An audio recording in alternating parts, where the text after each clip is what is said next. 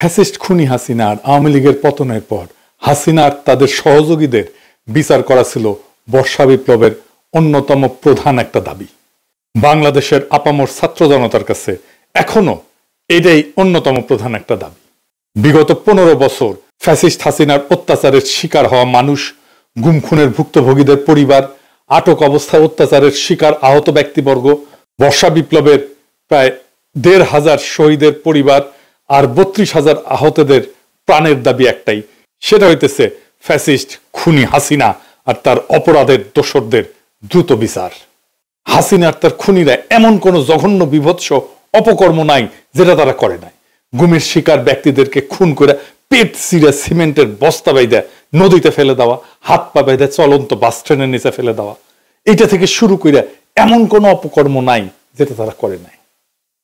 বিপ্লবের পর এই সমস্ত জানোয়ারদের পাকড়াও করে দ্রুত বিচারের মুখোমুখি করা ছিল অন্তর্বর্তীকালীন সরকারের মূল দায়িত্ব। গতকাল প্রথম মামলার রায় হয়েছে, তাও নিম্ন আদালতে। আমরা সন্তুষ্ট। হাসিনার বিবাহ বার্ষিকের দিনে হাসিনার ফাঁসির রায় হয়েছে। এই রায় শোনার পরে রিকশাওয়ালা শুকরিয়া জানাইতেছে, 2 হাত তুলা মোনাজাত করতেছে। এর চাইতে সুন্দর দৃশ্য আর হয় না। স্বাভাবিক মানুষের মতো এদের বিয়া শাদীও হয়, কিন্তু এরা আসলে নরপশু। গুন্ডা মুজিবের ঘরে যারা বাইরে উঠছে তারা বাইসে থাকলে এমন দস্যু, দুর্বৃত্ত আর পিশাচে হবে, এর প্রমাণ হইতেছে খুনি হাসিনা। কিন্তু এই মামলার রায় কি আরো আগে আমাদের প্রাপ্য ছিল না? আরো আগে কেন আমাদের প্রাপ্য ছিল এই মামলার রায়? আসেন সেটা আমরা দেখি। বর্ষা বিপ্লবের প্রায় 1.5 বছর পরে খুনি হাসিনার মামলায় নিম্ন আদালতের রায় আসতেছে এতদিনে। তারপরে এটা আপিল বিভাগে যাবে, সেখানে ফাইল বহুদিন আটকায় থাকবে। এরপর আস্তে আস্তে আপিল বিভাগে ফাইল লাগাবে, তারপর সেটা নিয়ে আপিল বিভাগ রায় দিবে। এরপর আবার রিভিউ হবে, ফাইল আটকায় রেখে। এরপর রাষ্ট্রপতির কাছে ফাইল যাবে ডেথ রেফারেন্স নিয়ে। রাষ্ট্রপতি সেই ফাইল আবার বহুদিন আটকায় রাখবে। মোদ্দা কথা, দিল্লি হনুজ দূরস্থ, মানে দিল্লি এখনো বহুদূর। এই নিম্ন আদালতের রায়ে আপনি সন্তুষ্ট হইতে পারেন, কিন্তু হাসিনার শাস্তি দেখতে হইলে আরো অনেক দিন অপেক্ষা করতে হবে। তার মানে খুনি হাসিনার বিচার সম্পন্ন হয় নাই। আবার দেখেন, ফ্যাসিস্ট হাসিনার সহচর অনেক বড় বড় খুনির বিচারে তেমন কোনো অগ্রগতি হয় নাই। যেমন ধরেন জল্লাদ কসাই জেনারেল জিয়াউল হাসান, সেনাবাহিনী, র্যাবের আরো বহুত খুনি অফিসারের কিছুই হয় নাই। এই কয়েকদিন আগে জনগণের অনেক পাবলিক প্রেশার আর হুইসের পরে যে সেনাবাহিনী 15 জনকে আদালতে হাজির করা হইলো, তাদের চাকরি পর্যন্ত এখন আছে, এগুলো যায় নাই। তাদেরকে সরকার এসি বাসে কইরা আদালতে নিয়ে যায়। হাসিনার দল আওয়ামী লীগের সাথে কাজ করলে ওরা রাস্তার মাঝখানে এই বাস থামায়, দাঁড় করায়, গুড়ায় দিত অথবা আগুন লাগাই দিত। জাতির সাথে কত বড় কৌতুক করতেছে এই সরকার। এইসব খুনিরা এখন পর্যন্ত চাকরিতে বহাল থেকে জনগণের করের টাকায় সমস্ত সরকারি সুযোগ সুবিধা, বেতন ভাতা পাইতেছে। কত বড় ফাজলামি! সালমান এফ রহমান থেকে শুরু কইরা অন্য সবাই, এই শাহজাহান বলেন, আনিসুল বলেন, সবাই জেলে এসি লাগায়, নিজের কামরাতে নিজের বাসা থেকে খাবার আনে, তারপরে খায়। এসি লাগানোর কথাটা জয়নাল আবেদিন ফারুক কইছে, শুনেন। রুহুল কবির রিজভী আহমদ মাটিতে শুয়ে থাকছিলেন জেলখানায়, আর এখন সালমানে প্রমাণ নাকি তার রুমের মধ্যে এসি লাগাইছে। সালমানে প্রমাণের খাওয়া নাকি গুলশান থেকে যায়। হাসিনার বহুত বড় বড় সহযোগী যারা আজকে দেশের বাইরে যে অন্তর্ঘাত চালাইতেছে, এই ওয়াকারের প্রত্যক্ষ সহযোগিতায় 5 আগস্টের পর দেশ থেকে পালাই গেছে। ওবায়দুল কাদের, আরাফাত, আসাদুজ্জামান খান কামাল, ডিবি হারুন, জেনারেল মুজিব, এরকম অসংখ্য নাম আছে। এরা আবার পালায় যাওয়ার পর বাংলাদেশের ব্যাংক থেকে, কলকাতা থেকে কোটি কোটি টাকা ফান্ড পর্যন্ত ট্রান্সফার করেছে। ডেল্টাগ্রামে আসছে না নিউজ। এরা কিভাবে পালায় গেল, আর সেই ব্যাপারে ওয়াকার আর সরকারের উপদেষ্টা মন্ডলীর দায়িত্ব কি ছিল, সেটা নিয়ে ভবিষ্যৎ বাংলাদেশে একদিন বিচার হবে। জেনারেল মুজিব যে ওয়াকারের জিম্মা থেকে পালায় গেল, কারো কোনো শাস্তি হয়েছে? হয় নাই। ওয়াকার উপদেষ্টা মন্ডলী, প্রফেসর ইউনূস একজনও রেহাই পাবে না কিন্তু জাতির সাথে বেইমানি করার জন্য। এই অপদার্থতার জবাব দিতে হবে। এবার আসি বিচার নিয়ে। এই বিচার নিয়ে আমরা কতটুকু সন্তুষ্ট হইতে পারি? পশ্চিমা বিশ্বের 2 ধরনের আইন ব্যবস্থা প্রচলিত, একটাকে বলে সিভিল ল, আর একটা হচ্ছে কমন ল। সিভিল ল এর উৎপত্তি এই কন্টিনেন্টাল ইউরোপে, কমন ল এর উৎপত্তি ইংল্যান্ডে। ইন্ডিয়া, পাকিস্তান, বাংলাদেশ সহ উপমহাদেশ English common law tradition follow করে আইনের ব্যাপারে। কিন্তু বাঙ্গু তো ভালো যে জিনিসই পাবে সেটাকে পচায় ফেলবে, গু বানায় ফেলবে। কিভাবে পচায় ফেলছে সেটার কিছু উদাহরণ দিই। এই কমন ল, ইংলিশ কমন লর একটা মূল ফিলোসফি বা ম্যাক্সিম হইতেছে জাস্টিস ডিলেড, জাস্টিস ডিনাইড। দেরিসের বিচার মানে ইনসাফ না করা। এটা লিবারাল ইংলিশ স্টেটসম্যান উইলিয়াম গ্ল্যাডস্টোনের একটা উক্তি। যে কোনো বিচার প্রক্রিয়া যদি দীর্ঘায়িত হয় তাহলে সেটা ভুক্তভোগী এবং আসামি দুই পক্ষের জন্য বিশাল অন্যায়, অনেক বড় অন্যায়। কিরকম অন্যায়? ধরেন একজন ভুক্তভোগী যে কোনো ধরনের অপরাধের শিকার হইয়া বিচার চেতে গেল, সেই বিচারের ফলাফল তখনই তার জন্য অর্থবহ হবে যদি সেটা খুব দ্রুত পাওয়া যায়। এই জন্য ইংলিশ লতে একটা টার্ম আছে, সুইফট জাস্টিস। একজন খুন, ধর্ষণ বা ডাকাতির শিকার ভুক্তভোগী বা তার পরিবার যদি অপরাধ সংঘটিত হওয়ার 15 থেকে 20 বছর পর বিচারের রায় পায় আর তারপর সেটা কার্যকর হয়, তাইলে এই বিচার একদম মূল্যহীন, এটার মূল্য শূন্য। পৃথিবীর যে কোনো জুডিশিয়াল ফিলোসফিতে, সেটা প্রাচ্য হোক পাশ্চাত্য হোক, কোথাও এটাকে সমর্থন করা হয় না। পাশ্চাত্যের কমন ল, মুসলমানদের শরিয়া, ইহুদিদের তাওরাত আর তালমুদ, বিশ্বের সমস্ত লিগ্যাল ফিলোসফিতে বিচার প্রক্রিয়া দীর্ঘায়িত করাকে অত্যন্ত নেতিবাচক হিসেবে দেখা হয় এবং এটাকে ভুক্তভোগীর অধিকার হরণ হিসেবে গণ্য করা হয়। আর আসামির দিক থেকে দেখলে, একজন নিরাপরাধ মানুষকে যদি একটা মিথ্যা বা ভুয়া প্রমাণ ছাড়া মামলা দিয়ে বছর পর বছর জেলে রেখে দেওয়া হয়, আদালতে হাজির করানো হয়, সেটা একটা বিশাল অন্যায়। সেই নিরাপরাধ মানুষের জীবন তো পুরো ধ্বংস করে দেওয়া হয় এভাবে। যদি কেউ নিরাপরাধ হয়ে থাকে আর তার নামে যদি কেউ মিথ্যা মামলা দিয়ে থাকে, তার জন্য তো সুইফট জাস্টিস, দ্রুত বিচার, এটা নিষ্পত্তি হওয়াটা সবচেয়ে একটা ভালো ইনসাফপূর্ণ একটা ব্যবস্থা। অভিযোগকারী যদি তার অপরাধ প্রমাণ করতে না পারে তাহলে সে দ্রুত ছাড়া পেয়ে যাবে। অভিযোগকারীর কাছে যদি প্রমাণ না থাকে তাহলে সে দ্রুত ছাড়া পেয়ে যাবে। অর্থাৎ উভয় দিক থেকে, অভিযোগকারী যদি তার কাছে প্রমাণ থাকে তাহলে সে দ্রুত বিচার পেয়ে যাবে, আর উল্টা দিকে যদি অভিযোগকারী প্রমাণ না থাকে তাহলে অপরাধী দ্রুত ছাড়া পেয়ে যাবে। অর্থাৎ উভয় দিক থেকে, মানে ভুক্তভোগী আর আসামি, এই দুই দিক থেকে চিন্তা করলে দ্রুত বিচার হচ্ছে একমাত্র ইনসাফ। এই জন্য আমেরিকার সংবিধানের বিল অফ রাইটসে 6ষ্ঠ সংশোধনীতে বলা আছে, in all criminal প্রসিকিউশনস the accused shall enjoy the right two A speedy and public trial. ইংরেজি যেহেতু কইছে ঠিকই কইছে, তাই না? মানে হইতেছে সমস্ত ক্রিমিনাল মামলায় অভিযুক্ত ব্যক্তির দ্রুত বিচার পাওয়ার অধিকার আছে। বিচার প্রক্রিয়া এটা যদি না করা হয় তাহলে তার মৌলিক অধিকার খর্ব হইতেছে। এই জন্য রাষ্ট্রই দায়ী থাকবে। তাহলে এখন আসেন, স্পিডি ট্রায়াল কাকে বলে? আমেরিকার Congress speedy trial act 1974 pass করে, যেখানে তারা স্পিডি ট্রায়ালকে সংজ্ঞায়িত করছে। আমেরিকার বিচার প্রক্রিয়া ট্রায়াল শুরু হওয়ার আগে একটা প্রি ট্রায়াল ফেজ আছে, ট্রায়ালের আগে, যেখানে কারো বিরুদ্ধে কোনো অভিযোগ আসলে সেটা তদন্ত করে দেখা হয়। তদন্তকারী সংস্থা আদালতে গ্রহণযোগ্য হবে, যেটাকে আইনের ভাষায় বলে অ্যাডমিসেবল এভিডেন্স, সেই সমস্ত প্রমাণ জোগাড় করে। যদি দেখে এভিডেন্স নাই তাহলে কেস এখানে খতম। আর যদি তদন্তকারী মনে করে যে সাফিসিয়েন্ট এভিডেন্স আছে, পর্যাপ্ত প্রমাণ আছে, সে তখন সেটা প্রসিকিউটরের কাছে সাবমিট করে। প্রসিকিউটর হইতেছে রাষ্ট্রপক্ষের উকিল। প্রসিকিউটর যদি মনে করে যে প্রমাণ পর্যাপ্ত, কেবল তখনই সে অভিযুক্তের বিরুদ্ধে একটা ফর্মাল চার্জ ফাইল করে, যেটাকে আইনের ভাষায় বলা হয় ইনডাইটমেন্ট। অর্থাৎ কারো বিরুদ্ধে ফর্মাল অভিযোগ আনা। কারো বিরুদ্ধে ইনডাইটমেন্ট ফাইল করা বা ফর্মাল অভিযোগ আনার পরে তাকে আদালতে হাজির করা হয় এবং জাজ তাকে জিজ্ঞেস করে যে সে তার বিরুদ্ধে যে অভিযোগ আনা হয়েছে সেইটার ব্যাপারে সে কি বলে, কি মনে করে, সে কি দোষী নাকি দোষী না। সে যদি বলে হুজুর আমি নিরপরাধ, তাহলে তার মামলা চলবে। আর যদি বলে না হুজুর আমি দোষী, তাহলে তার মামলা ওখানে কেস খতম, সে দোষী। যদি সে নিজেকে নির্দোষ দাবি করে তখন সেই কেস ট্রায়ালে যায়। স্পিডি ট্রায়াল অনুযায়ী কারো বিরুদ্ধে ইনডাইটমেন্ট বা অভিযোগ ফাইল হওয়ার পরে সে যদি বলে যে আমি দোষী না, তাইলে তার মামলা 70 দিনের মাথায় তার ট্রায়াল শুরু করতে হবে। তার মানে 2 মাসের মধ্যে তার ট্রায়ালে নিতে হবে। আমেরিকা একটা ট্রায়াল কতদিন ধরে চলে শুনবেন? শুনলে তাজ্জব হয়ে যাবেন। গড়ে 2 থেকে 3 দিন। যদি সেলিব্রিটি ট্রায়াল হয়, মানে প্রচুর মিডিয়া কাভারেজ পায়, এই সমস্ত ট্রায়াল একটু দীর্ঘ সময় ধরে চলে, 1 সপ্তাহ থেকে ধরেন 1.5 মাস পর্যন্ত চলতে পারে। যেমন জনি ডেপ আর তার সাবেক স্ত্রী আম্বার হার্ডের সিভিল ট্রায়াল প্রায় 6 সপ্তাহ ধরে চলছিল। মানে জাজের মনে হয় এটা আলুর দোষা ছিল, আম্বার হার্ড বসে আছে তার সামনে রেখা 1.5 মাস ধরে চালাইছে আর কি, আর দেখিছে আম্বার হার্ডকে, দেখে শান্তি পেয়েছে। সিভিল ট্রায়াল সচরাচর ক্রিমিনাল ট্রায়ালের চেয়ে লম্বা হয়। 2024 সালে নিউ ইয়র্কে ডোনাল্ড ট্রাম্পের ট্রায়াল একটা 1.5 মাস ধরে চলছিল, কিন্তু অধিকাংশ বিচার প্রায় 95% ট্রায়াল 2-3 দিনে শেষ হয়ে যায়, 2-3 দিনে মাত্র। মানে যাই বলেন, এখানে তথ্য প্রমাণ, ডকুমেন্ট, সাক্ষ্য প্রদান, উকিলের ক্রস এক্সামিনেশন একবারে সেই এই 2-3 দিনের মধ্যে কমপ্লিট হয়ে যায়, রায় ঘোষণা হয়ে যায়। আবার জুরি কি জিনিস, এই জিনিস এখন আপাতত আইনের গভীর বিষয় না বুঝলেও চলবে আর কি।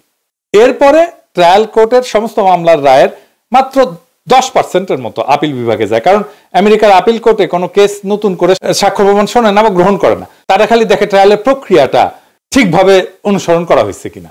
যদি কোনো প্রক্রিয়া কোনো ভুল পায় প্রসিকিউশনের, তখন আগের যে রায় সেইটাকে উল্টাই দিয়া পুনরায় নতুন ট্রায়ালের আদেশ দেয়।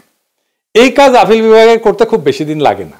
এর পরের ধাপে আপিল বিভাগের রায়ের খুব অল্প কেসেই আমেরিকার সুপ্রিম কোর্ট শুনানি করে।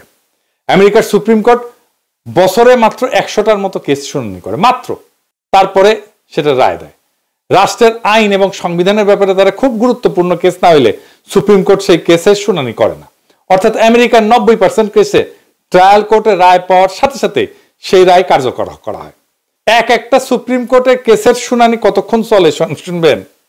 বাংলাদেশের মতো বছরের পর বছর ধরে চলে না। সুপ্রিম কোর্টের কেসে প্রথমে 2 পক্ষের উকিল তাদের পজিশন লিখিত আকারে সাবমিট করে, যেটাকে আইনের ভাষায় বলা হয় লিগ্যাল ব্রিফ। এরপর শুনানির দিন মৌখিক শুনানি হয়, প্রত্যেক কেসে 1 ঘন্টা করে। প্রত্যেক পক্ষ তাদের পজিশন ব্যাখ্যা করার জন্য 30 মিনিট করে সময় পায়। খালি 1 ঘন্টায় একটা কার্য দিবসে 2টা করে কেসের শুনানি করা হয়। এরপরে লিগ্যাল ব্রিফ পড়া তারা মৌখিক আর্গুমেন্ট শুনে সুপ্রিম কোর্টের 9 জন বিচারপতি তাদের রায় লিখে সাবমিট করে দেয়। যেই পক্ষ সংখ্যাগরিষ্ঠ বিচারপতির রায় পায় তারা বিজয়ী হয়।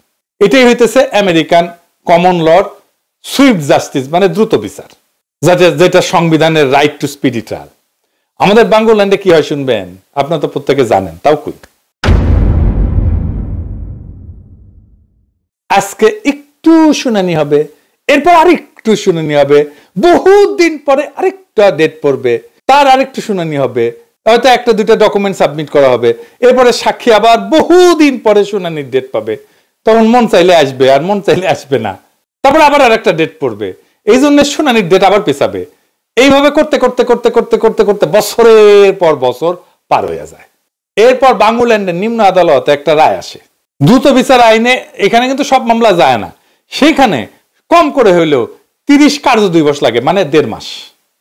যেই মামলা আমেরিকা 2-3 দিনে শেষ করতে পারে বিচার, সেই মামলা কেন বাংলাদেশের 1.5 মাস লাগবে? এরপর হাইকোর্টে যায়, সাক্ষ্য প্রমাণ আবার শুনানি হয় প্রথম থেকে, সেটা তো বছরের পর বছর চলে। এরপর সুপ্রিম কোর্টে আপিল বিভাগে হাজার হাজার কেস যায়, এখানেও বছরের পর বছর অতিবাহিত হয়, সব কেসে শুনানি হয়, এখানে ফাইল আটকায় থাকে। আমাদের দেশে পুরা বিচার ব্যবস্থায় একটা আগাগোড়া সংস্কার দরকার। এখন যেটা আছে এটা একটা প্রহসন, পুরা কমলাকান্তের দপ্তর। এই সংস্কার যারা করতেছে সংস্কার এদের দিয়ে হবে না। ঐক্যমত কমিশন আর প্রফেসর ইউনূসের সংস্কার কমিশন তাদের বিচার বিভাগ সংস্কারে কি বাচাল গোলার ডিম প্রস্তাব দিছে, সেটা অন্য একদিন এপিসোডে ব্যাখ্যা করবো নি, আর একদিন। তো মামলার জট কত দেখেছেন? আমেরিকা একজন জাজ বছরে 250টা মামলার নিষ্পত্তি করে। বাংলাদেশে একটা জাজ বছরে নাকি নিষ্পত্তি করে 971টা মামলা, তার মানে দিনে 4টা মামলা। এটা কি আপনি বিশ্বাস করেন? এই ডেটা ঠিক আছে? আমি জানি না, ডেটা খুঁজে পাইনি, নিউজ করছে সেইটা থেকে আমি কইলাম, পত্রিকার নিউজ, আমি ব্যানে করছি না। মানে প্রত্যেক কার্য দিবসে 4টা করে মামলার নিষ্পত্তি করছে। আপনাদের বিশ্বাস হয়? আমার হয় না বিশ্বাস। তো আমাদের দেশে এই বিচার ব্যবস্থার এরকম একটা হজবড় হসপস একটা অবস্থা কেন? কারণ আমাদের সুশীল প্রগতিশীলরা বিচারের প্রক্রিয়াকে দীর্ঘায়িত করাকেই সুবিচার বলে মনে করে। পন্দের আলো বলেন, দিল্লি স্টার বলেন, এই পত্রিকায় বছরের পর বছর এরাই বিভিন্ন কলাম মতামত লিখে এই বয়ান তৈরি করছে, মতি মাহমুদ জিব্বা বের করে তাদেরকে প্রমোট করছে।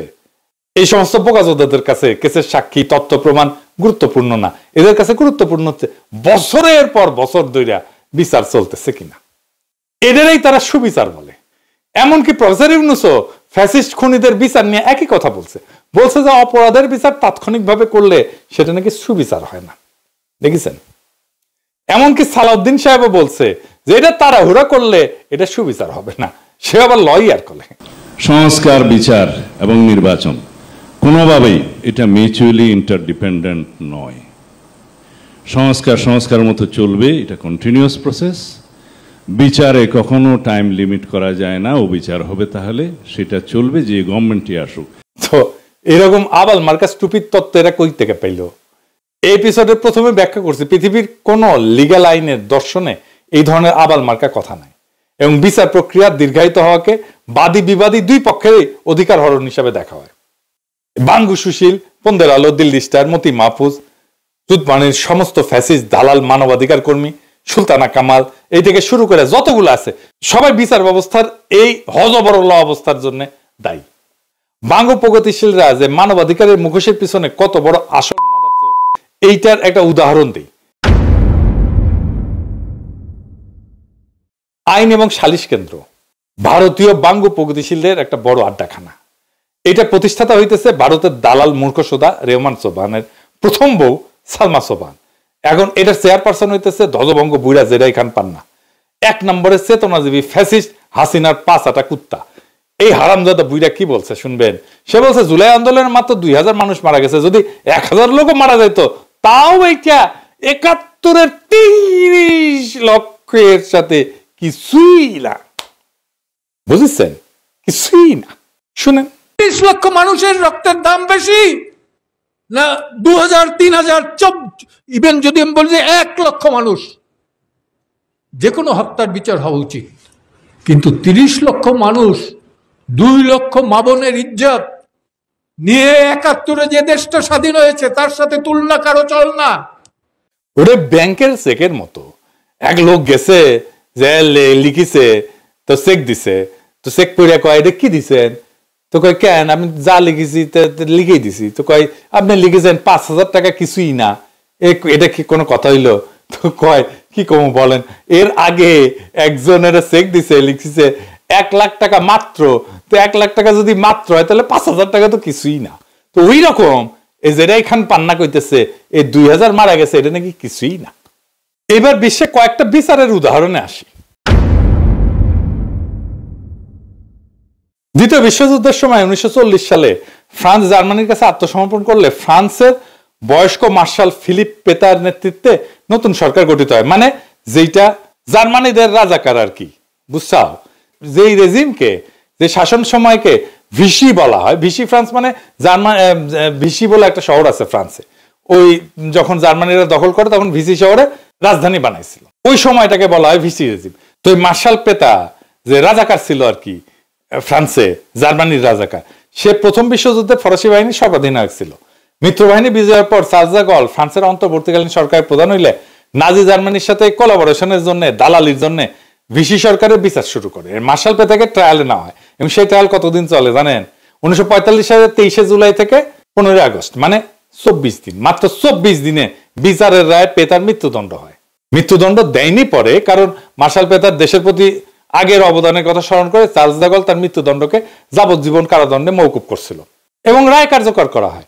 বিচার শুরু করতে খুব বেশি দিন লাগে নাই। জার্মানি আত্মসমর্পণ করে 1945 সালের 7ই মে। যুদ্ধ শেষ হওয়ার 2 মাসের মধ্যে পেতার ট্রায়াল শুরু হয়ে যায়। আর আমাদের এখানে তো 1.5 বছর হয়ে গেল, কেবলমাত্র একটা রায় আসছে, তাও সেটা আরো বছর ঘুরবে। আমাদের এতদিনে অন্তত কয়েকটা কসাই, যেমন জিয়াউল হাসানকে তো বিচারে শেষ করে রায় কার্যকর করে দেওয়া যেত, ঝুলাই দেওয়া যেত। বাংলাদেশে যে এইরকম হয় নাই তা কিন্তু না, বাংলাদেশে এরকম বিচারের নজির আছে। কিন্তু 2006 সালের অক্টোবরে বিএনপি পদত্যাগ করে ইয়াজউদ্দিনের হাতে তত্ত্বাবধায়ক সরকারের দায়িত্ব দেয়, 111 হয়। 11 জানুয়ারি 2007 সালে ভারতের দালাল ওই যে ঘোড়া মহিউদ্দিন আছে না, ঘোড়ানি ছিল কুকরে, তারপরে বাংলা ভাই আর শায়েক আব্দুর রহমানের বিচার শেষ কইরা সব file high court supreme court clear কইরা 30 মার্চ 2007 সালে কুলাঙ্গার মঈনের করার 2 মাসের মধ্যে তাদেরকে ফাঁসি দিয়ে দেওয়া হয়। মানে বাংলাদেশের প্রচলিত আইনও সুইফটলি বিচার করা যাইতো যদি সরকারের সদিচ্ছা থাকতো। এখন হাসিনার বিরুদ্ধে রায় হয়েছে, কিন্তু হাসিনা তো বন্দী নাই, রায় হইলেও কার্যকর করা যাবে কি? ইন্ডিয়া তো তারা দিবে না। যারা বন্দী তাদের রায় দিয়ে এখন কার্যকর করা উচিত না? ঠিক আছে, হাসিনারটা হয়েছে, কিন্তু যারা বন্দী তাদের তো রায় দিয়ে কার্যকর করা যায়। যে জিয়া খুনি, জিয়ার তো রায়টা কার্যকর করা যায়, তাহলে তো শান্তি পাওয়া যাইতো যে কিছু একটা হয়েছে। নুরেমবার্গ ট্রায়ালে দ্বিতীয় বিশ্বযুদ্ধের পরে 10 মাসে 24 জনের বিচার করছিল নাজি অফিসার। বাংলাদেশের সাথে ভারতের অপরাধী প্রত্যাবর্তন চুক্তি আছে, হাসিনাকে ভারত ফেরত দিতে বাধ্য, কিন্তু বাংলাদেশ কি বাধ্য করতে পারবে? হাসিনাকে না ফেরত দিলে কার লাভ? আসেন এটা একটু বুঝে দেখি।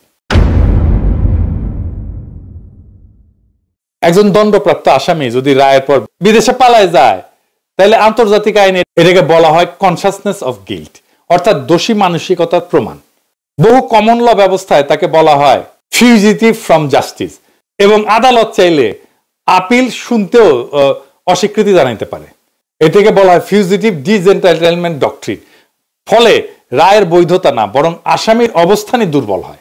ইন্টারপোলের যদি রেড নোটিশ হয়, এও বলা আছে বিচার আদালতে বিদেশে পালায় থাকা ব্যক্তি হইল ইন্টারন্যাশনালি ওয়ান্টেড ফিউজিটিভ, অর্থাৎ আদালত যদি ন্যূনতম ফেয়ার ট্রায়াল মান বজায় রাখে তাহলে রায়ের বৈধতা অটুট থাকে, বরং আসামি পালায় গেলে রায় আরো শক্ত অবস্থানে দাঁড়ায়। তখন রাজনৈতিক এবং আইনি উভয় ভাষায় প্রশ্নটা পরিষ্কার, বিচার তো খোলা ছিল, পালাইছে কে, আদালত না আসামি? মানে হাসিনার দলের লোকজন কোনো আর্গুমেন্ট আনতে পারতেছে না কেন? কারণটা হইতেছে হাসিনা আসেনি কেন, বিচারের সামনে দাঁড়ায়নি কেন? আপনার পাশাপাশি জামাতের নেতাদের বিচার দেখেন। জামাত আজকে এত জনপ্রিয় হইল, তার পিছনে জামাতের নেতাদের জীবন দেওয়ার মূল্য আছে।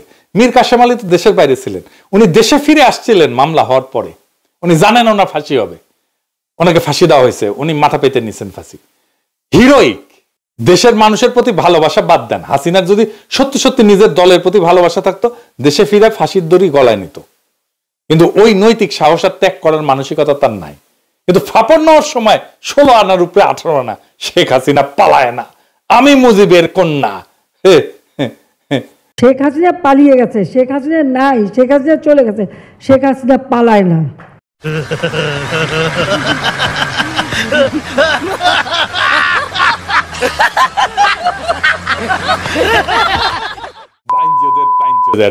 ভীরুর ডিম একটা, অপদার্থ, ভীতু, কাপুরুষ। এই যে মামলায়, এই মামলায় কি কি অর্জন হয়েছে? মামলার রায় আওয়ামী লীগ ঠাসি খেয়েছে কেমন দেখেছেন? ওদের মরাল তো মাটিতে মিশে গেছে, এখন বুঝছে দেরি হইলেও বিচার হবে, আর ফেব্রুয়ারির আগে মোটামুটি সবার বিচার হয়ে যাবে। আওয়ামী লীগের কোনো রিক্রুটমেন্ট হবে না, এর মধ্যে কেউ আওয়ামী লীগ করতে যাবে না, আওয়ামী লীগে জয়েন করবে না। হাসিনার সব সম্পত্তি সরকার নিয়ে নেবে, হ্যাঁ, ধানমন্ডি 32 নম্বর আর টুঙ্গিপাড়া সহ। জনমানুষ এই যে দোষী সাব্যস্ত হয়েছে, এই ইমেজ দলকে কলঙ্কিত করবে। নেতার বিরুদ্ধে যদি ফাঁসি হয়, অপরাধ যদি প্রমাণিত হয়, তাহলে দলটা অপরাধী দলের তকমা পায়। গণতান্ত্রিক সমাজে এই ইমেজ পুনরুদ্ধার করা অসম্ভব। দলের আবার আর্থিক নেটওয়ার্ক ভেঙে পড়ে, নেতারাই সাধারণত এই অর্থ সংগ্রহ এবং অর্থ বন্টনের কেন্দ্রে থাকে, সে না থাকলে দল আর্থিকভাবে অচল হয়ে যায়।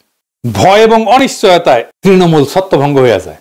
রায়ের পরে তৃণমূল কর্মী ভাবে নেতারই এই অবস্থা, আমাদের কি হবে? ফলে তারা দল ছাড়ে, আত্মগোপনে যায় অথবা নীরব থাকে। দেখছেন তো ফাঁসির পরে ওদের হইচই কমে গেছে না? এই রায়ের পরে দল নৈতিক কর্তৃত্ব হারায়, দল আর নৈতিক রাজনীতি করার দাবি তুলতে পারে না। এই শূন্যতা দীর্ঘমেয়াদী পতন আনে।